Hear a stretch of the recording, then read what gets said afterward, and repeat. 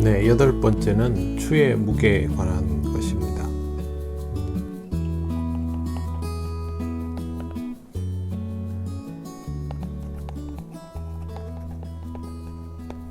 추의 무게를 부력의 4, 5배 정도, 4, 5배 정도. 그러면 예를 들면 보통 우리가 미터지를 사용한다 그러면 편납량이 1.5cm 정도 된다 합시다.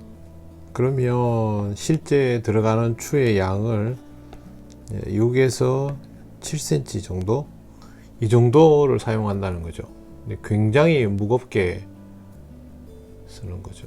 근데 이렇게 사용하시는 이유가 입질이 안정적으로 내림 입질이라고 표현하네요. 이분이 내려가는 입질, 그것만 나와서 낚시하기가 편하다.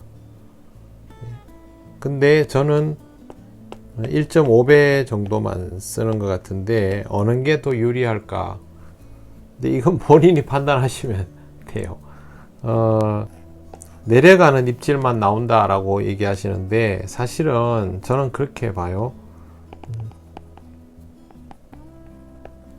추가 무거워서 다른 표현들이 생략돼 버릴 가능성이 굉장히 높아요. 첫째. 네. 두 번째는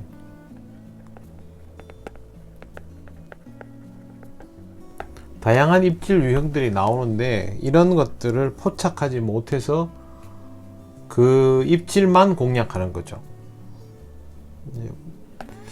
이해가 되시려면 모르겠는데 중통 낚시 입질은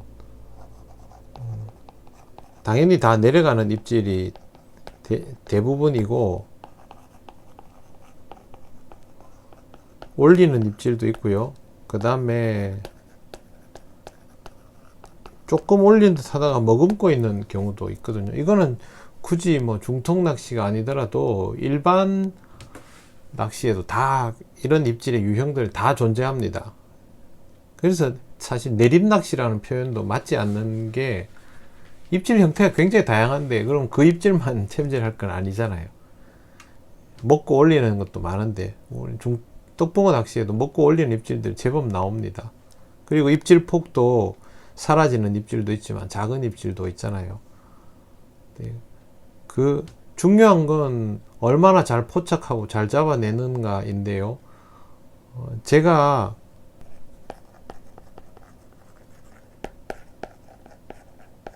적은 양의 편납이나 추를 사용하는 이유는 입질 때문이 아닙니다. 네. 건드림과 낙하 속도 때문에 그렇게 하는 겁니다. 그러니까 이런 부분들을 좀 더 잘 포착하기 위해서이죠. 중통 낚시이지만 이 적은 양의 추와 편납으로 낚시를 해보면 건드림이 나오는 경우들이 아주 많습니다. 그러면 뭔가 준비를 하고 대응을 하기에 훨씬 더 좋아지는 거고 낙하 속도가 느리기 때문에 붕어에게 어필하는 빈도도 훨씬 높아지죠. 근데 이제 어려운 점이 있죠. 뭐냐 하면 투척입니다. 저부력으로 먼 곳을 공략할 때는 편납량을 이용한 투척이 불가능합니다. 아마 4, 5배의 추를 사용하시는 분들에게 1.5배 정도 되는 추를 가지고 투척을 하라 그러면 굉장히 힘들어 하실 가능성이 높아요. 실제로 한번 해보십시오. 쉽지가 않습니다. 방법이 없는 건 아닙니다. 저부력지를 이용한 낚시는 떡밥 무게를 이용해서 투척을 합니다. 그러니까 뭐 18척으로 편납량이 2cm 이하인 미터 낚시, 진짜 미터째를 이용한 18척 낚시, 투척이 어렵거든요. 이거는 떡밥의 무게를 이용해서 날리는 거지 편납량의 무게로는 절대 날리기 어렵습니다. 그러니까 중통 낚시도 난이도 있게 구사를 하려면 투척 연습이 아주 중요합니다. 좌표가 정확하게 찍혀야 되잖아요, 그죠? 그래서 투척이 어려워서 고부력을 쓰거나 나는 이 입질이 좋아서 라고 하면 지난 시간에 말씀드린 것처럼 내 낚시를 그 안에 가두는 것이 되니까 조금 더 다양하게 연습을 해 보시는 것이 좋습니다. 사람들이 보면요, 내가 할 줄 아는 낚시가 전부인 줄 아는 경우가 많은데 영역을 더 넓혀 보시기 바랍니다.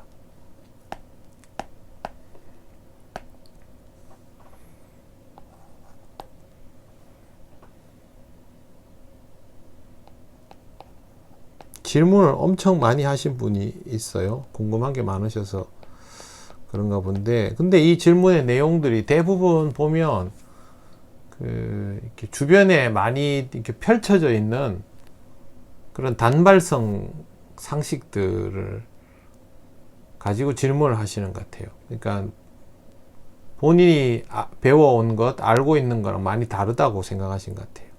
저는 떡붕어 낚시에서의 중통 낚시를 설명을 드리는 거니까 그거를 참고하세요.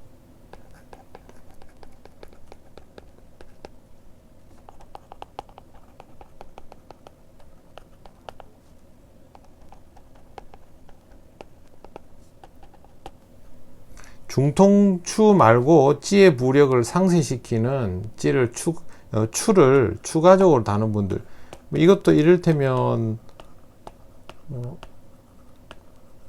분할 봉돌 개념 아니겠어요? 네, 이거를 할 때 저부력지를 사용하면 이게 필요 없나요? 근데 편납량이 2cm도 안 되는데 이게 분할할 것도 없어요. 그리고 고부력이 아니지, 자꾸 고부력이라 그러네. 고중량이죠, 고중량의 추. 이걸 하면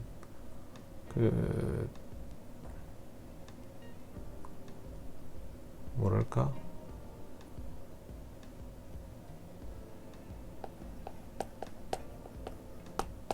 고기가 입질을 할 때 그 추가 너무 무거우니까 이물감을 느낀다고 분할 봉돌을 하고 이렇게 하는 거를 여기다 적용하려고 하는 것 같아요. 그런데 필요 없습니다. 분할 봉돌은 올림 낚시에서 올림은 보통 목줄이 뭐 길지도 않죠. 이렇게 있으면 바닥에 이렇게 붙어 있잖아요, 그죠? 있으면 붕어가 와가지고 먹고 올릴 때 이 추가 무거우면 이거를 먹고 상승을 할 때 이 무게를 불편하게 느낄 수 있으니까 자연스럽게 입에다 넣을 때도 저항이 걸리지 않고 올릴 때도 저항이 좀 덜 걸리도록 해서 이걸 뭐 여기다가 약간씩 이렇게 분할 봉돌 시킨다거나 아니면 추의 무게를 조금 더 낮춰 가지고 분할을 시킨다거나 이런 방법들을 사용하죠. 근데 전통 붕어 낚시에서도 분할 봉돌이나 뭐 이런 채비들은 사실 함부로 사용하지 않습니다. 왜 그렇게 하지 않느냐 하면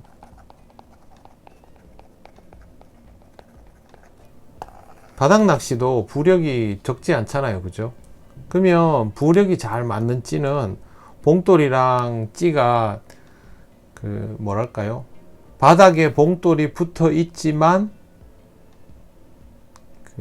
부력이나 이 침력이 서로 딱 이렇게 0점이 맞춰진 찌는 붕어가 입에다가 넣고 들기 시작하면 찌가 같이 봉돌을 올려주는 형태가 된단 말이에요.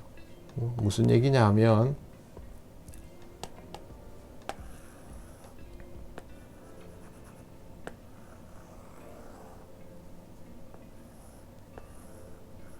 이렇게 있다가 붕어가 이걸 흡입해서 마음이 급하군.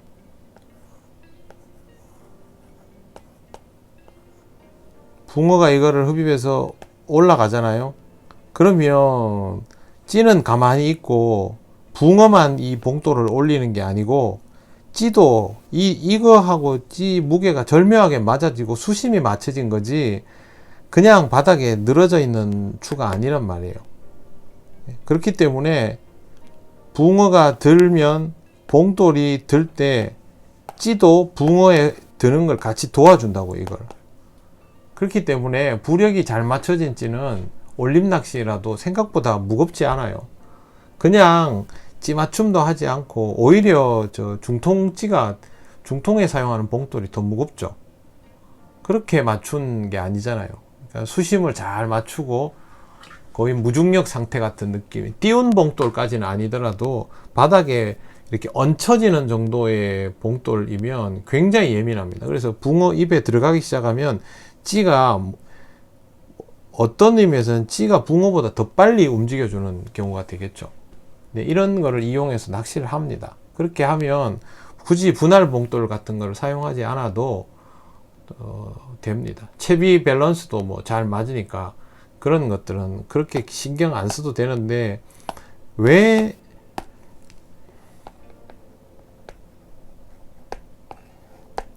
입질 표현이나 뭐 이렇게 뱉어버림 이런 거를 지나치게 신경을 쓰는 것 같아요. 네. 너무너무 그렇게 해요. 물론 속꽃줄이에서도 아랫목줄에 좁쌀 봉돌 있죠. 이게 정석이라는 말이 아니고요. 좁쌀 봉돌 다는 걸 본 적이 있어요. 이건 뭐 이유가 있어요. 아랫바늘 먹이가 가벼울 때 가벼운 바늘의 채비의 안정화를 위해서 유속이 있는 곳에서 이렇게 하는 경우 있어요. 근데 이거는 분할이 아니고 바닥에 붙이는 그런 용도로 그렇게 하는 거예요. 분할 봉돌이 필요하지 않다는 거죠. 자꾸 내림 낚시나 이렇게 올림 낚시의 사고로 접근을 하게 되면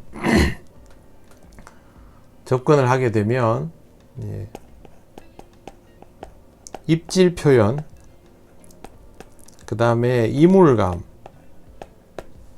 이런 거에 자꾸 신경을 쓰게 되고 이 원인을 어디에서 찾나 하면 자꾸 찌의 부력에서 찾으려고 그래요. 근데요,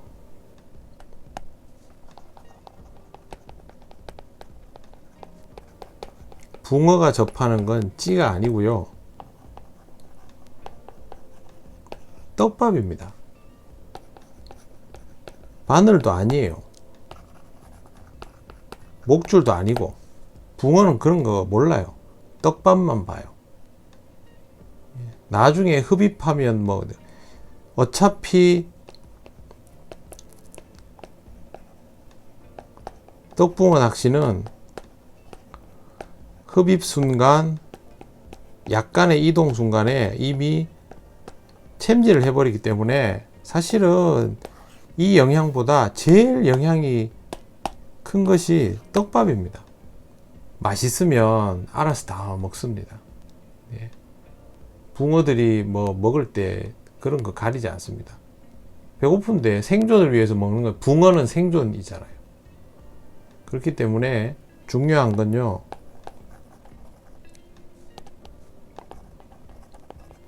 떡밥의 터치, 크기, 그 다음에 심남김, 이런 겁니다. 여러분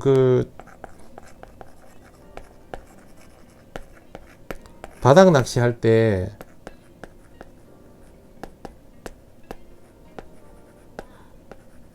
떡붕어 대물 나올 때 있죠. 언제 나오는지 잘 보세요. 주로 대부분의 경우가 바닥 떡밥은 좀 딱딱하고 이런 경우도 많잖아요. 유지력이, 우리가 생각하기에 엄청 유지력 좋은 떡밥이죠. 글루텐도 마찬가지예요. 우리 상상 이상으로 단단하거나 딱딱해요. 이 유지력 좋은 떡밥이 오랫동안 물 속에 있는 경우, 우리는 1, 2분이면 꺼내지만 바닥 낚시할 때는 이게 5분에서 10분 뭐 이렇게 이제 있는 경우, 이러면 이제 풀리고 녹고 해가지고 딱 먹을 만한 사이즈가 딱 됐을 때 이런 붕어들이 입질을 합니다. 예.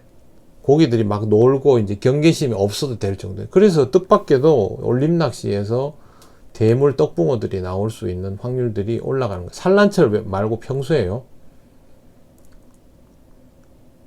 바늘 크기 중요하지 않아요. 그럴 때는 바늘 크기는 이게 저활성 뭐 이럴 때는 이제 애들이 체력도 떨어지고 이러니까 이제 그런 것들을 따지게 되는 거지, 일반적인 상황에서는 그렇지 않아요. 제일 중요한 것은 떡밥의 터치와 크기, 풀림, 심남김, 이런 거지, 찌의 부력, 추의 무게, 이거 아닙니다. 부력과 무게는요, 입질용이 아니고 이 구간까지를 이걸 사용하는, 구간에 내려주는 속도나 이런 것들을 맞추기 위해서 하는 거예요. 떡밥 컨트롤을 위해서. 그리고 붕어는 입에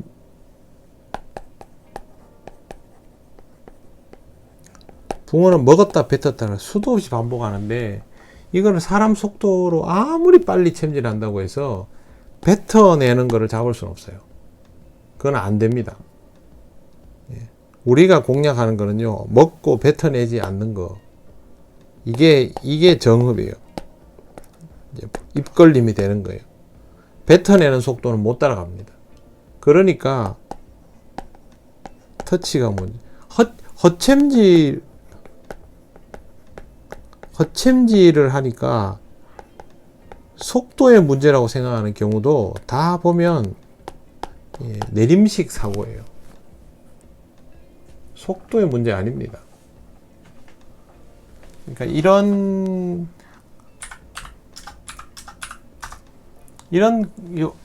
정보들이 먼저 들어가 버린 채로 이 낚시를 하려니 머릿속이 막 짬뽕이 되는 거죠. 그렇게 하면 안 되고요. 이 정보들을 제대로 이해를 하셔야 됩니다. 또 이거 보고 머릿속 복잡해질 분들 많겠네. 그 다음 이것도 마찬가지예요. 입질의 모든 것을 걸잖아요. 특히 중통 낚시는 과정을 읽기가 어려우니까 더더욱 이렇게 생각하시는 것 같아요. 중통과 외통의 입질 차이, 전 별로 없다고 봅니다. 차이 날 게 없죠. 저항이 걸리는 부분은 조금 다를 수 있겠지만 어차피 채비 정렬이 잘 되고 자연스럽게 놓아져 있으면 차이 날 게 없습니다. 고기가 흡입하고 이동할 정도가 크면 표현이 다 되는 것이고, 목줄이 좀 휘어져 있거나 채비 정렬이 안 좋으면 고기가 물고 있어도 표현 안 되는 경우도 많습니다. 중통은요, 특히 이 저활성 중통 같은 경우는 물고 멈춤 상태로 있는 경우도 많습니다. 모르고 있다가 대를 들면 고기가 물려 있는, 근데 표현은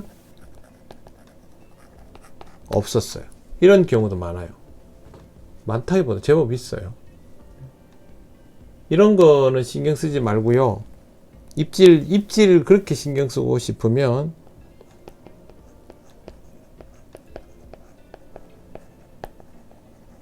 첫째는 제자리 투척하는 거, 그 다음에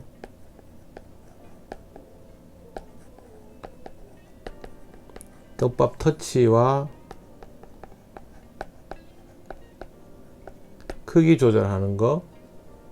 그 다음에 중요한 건 뭐냐 하면요, 템포 지키기. 입질 안 나온다고 늘어지지 말고 기계처럼 똑같이. 이거는 중통 낚시는 뭐 한국식 뭐 이런 얘기 많이 하시는데, 우리나라에도 유동추 낚시가 있겠지만 지금 우리나라에 소개되고 있는 중통 낚시, 우리가 보편적으로 하고 있는 이 중통 낚시는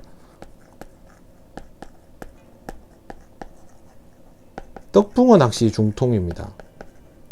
지금 그거를 다 차용해서 쓰고 있거든요. 근데 이거를 내림이나 올림식 사고로 접근을 하면 머릿속에 짬뽕이 되죠. 그래서 별로 그렇게 접근하시면 안 돼요. 이거는 떡붕어 낚시의 연장입니다. 꼭 기억하시길 바랍니다. 그래서 제가 속옷줄이부터 공부해야 된다고 말씀을 드리는 거예요.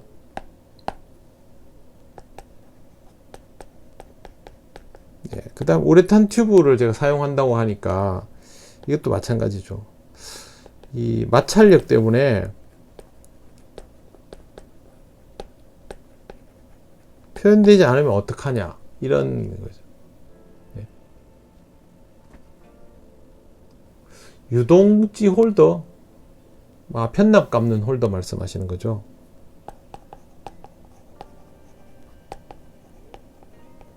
편납 홀더는 비추입니다. 왜 그러냐 하면 편납 홀더 구경이 굉장히 작습니다.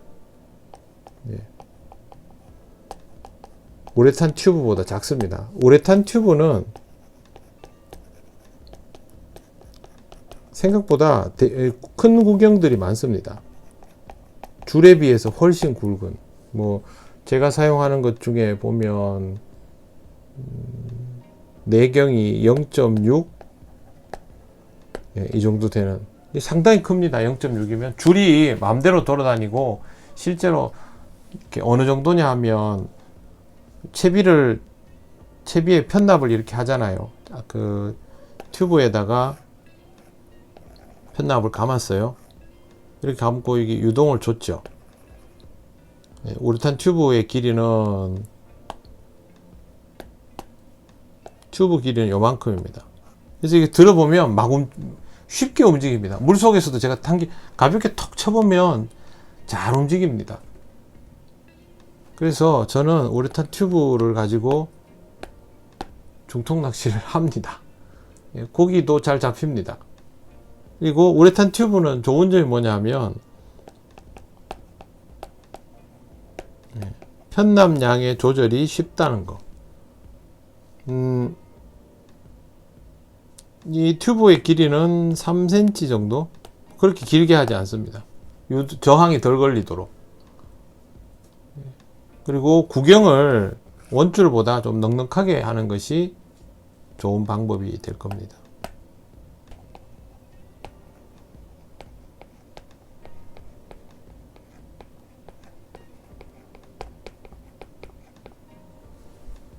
네, 중통 낚시 단차는 얼마나 하는 게 좋을까요? 인데요. 단차는 보통 10에서 20cm입니다. 이 단차는요, 세트 낚시 단차랑 흡사합니다. 이 세트로 주로 구사하니까 그렇죠. 뭐 양단고면, 중통도 양단고로 구사할 거면 뭐 이렇게도 하겠죠. 근데 보통 이렇게 하고, 가장 일반적으로 사용되는 목줄은 20에 35를 많이 쓰고 합니다. 윗바늘은 20에서 30, 아랫바늘은 30에서 40, 그렇게 많이 씁니다. 예, 우리 중층 낚시 기준으로는 목줄이 짧죠. 올림 낚시에서는 길 수도, 요즘 올림도 목줄 길게 하더라고요. 좀 전에 제가 그 말씀을 드렸죠. 이 낚시는 중층 낚시 안에 있는 중통 채비를 이용한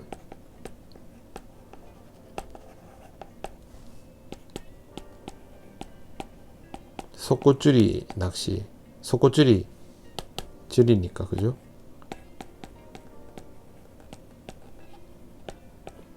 정의를 이렇게 이해하시면 돼요. 중층 낚시 기법 안에 있는 중통 낚시예요. 다른 그 경로로 접근하시면 안 돼요. 그러다 보면 뭐 얼레벌레 뭐 이런 것 같은 뭐 퓨전이 나오는데 이건 퓨전이 아니고요. 딱 떡붕어 낚시 기법에서 접근해야 제대로 된 이해가 됩니다.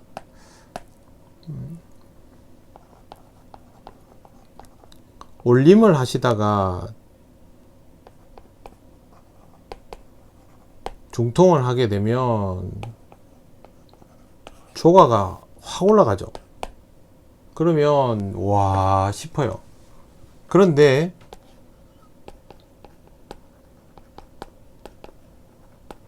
바란스 속꽃줄이를 구사할 수 있는 날의 조가는 중통보다 더 높죠. 당연히 조가로 치면 이게 1등이고 이게 2등이고 이게 3등이에요. 올림에서는 아직 여기에 대한 이해도가 없기 때문에 이게 이제 대단해 보이는 것이죠. 제가 이 낚시를 중층의 개념으로 이해하라고 말씀드리는 이유는 단차 때문입니다. 단차. 윗바늘과 아랫바늘의 조합으로 집어도 하지만 동조를 하기 때문에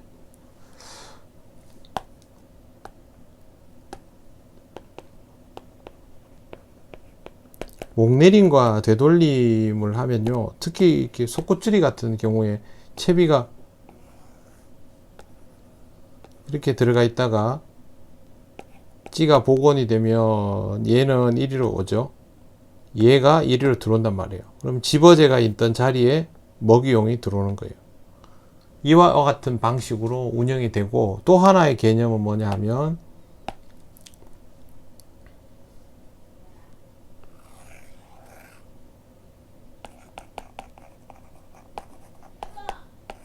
집어군이 형성되어 있잖아요. 투척을 이렇게 하다 보면 집어군이 형성되어 있으면 윗바늘의 집어제가 여기에 이렇게 들어간단 말이에요. 이렇게 들어가 있으면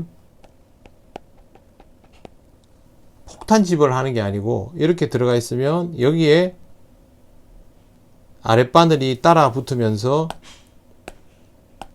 먹이용이 같이 자리를 잡아 들어가는 거죠. 두 바늘이 같이 이렇게 들어가니까 자리가 이렇게 모여 들어가면서 자리가 잡히는 거죠. 복원이 된다 그러죠.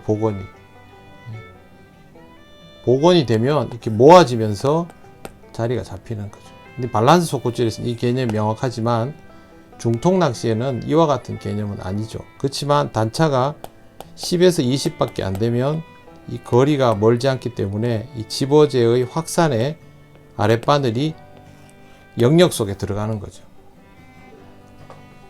그렇기 때문에 여기에서는 이런 그 두 바늘 세트의 개념을 이해하고 있어야만 중통 낚시도 제대로 구사할 수 있게 되는 거예요.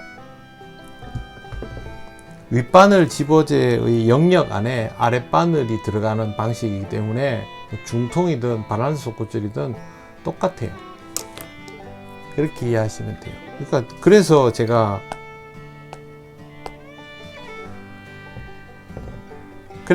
속꽃줄이를 먼저 이해해야 된다고 얘기한 거예요. 이렇게 하니까 피자판 같으네. 꼭 그렇게 이해를 하십시오. 그리고 짧은 목줄이 집어제입니다. 반드시.